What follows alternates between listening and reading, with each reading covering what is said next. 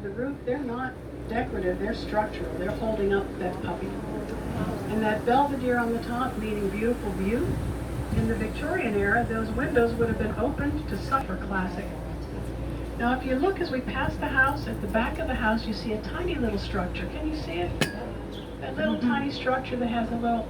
So that was the envy of the neighborhood. It was the outhouse, and it was a two-seater. Everybody wanted one. And it was Victorian times, and so yes, there was a divider between the two seats. We must observe the proprieties, right? It was built, offered a prize. They said, if you build a house worth $2,000 or more, and use the outhouse. So when the plumbing was suddenly available, the builders would knock out a second floor wall and build a little mini house and put it on stilts. And they had a really cute slogan. It was, trade the path for the bath. It was one of the first bed and breakfasts in town. Once the town was declared a National Historic Landmark City, people started buying these old houses and restoring them, and that was one of the first. And you see Italian, it's a 12-foot high windows. It's got the little belvedere on the roof.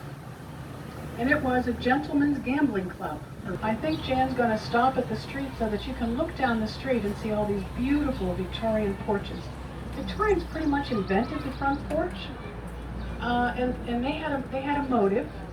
They did like to see and be seen. So you'll see that all those porches are lined up. You could sit on your front porch and you could see exactly what your neighbors were doing. So the mooring is still a bed and breakfast. It's no longer just a guest house. Now some of the folks that buy...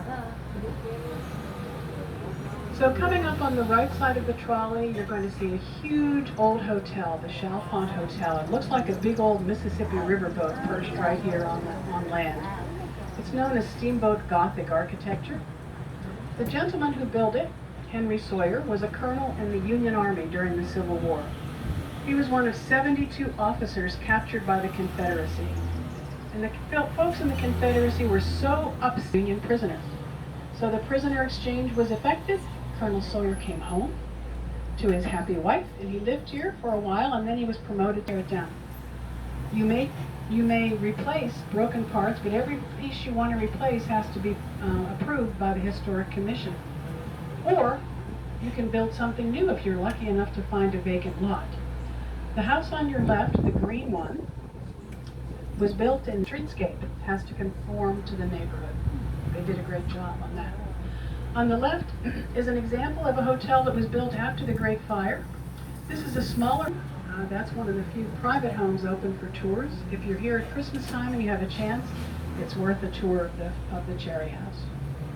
On the right, you see a porch that has a bumped out section on the end. That's called a belly porch. Exploding on houses across the street. You'll see the fire in the sky. And think about old-fashioned fire equipment, fire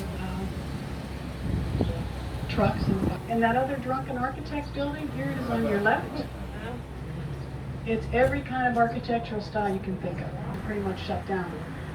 So it lay there unfinished until, maybe 2 months ago, right, Jan? Maybe 2 months ago? So it's a Cape May. After whaling, was river pilot. I didn't ever know how they lawn and walked away. So the building was empty and abandoned for almost 10 years.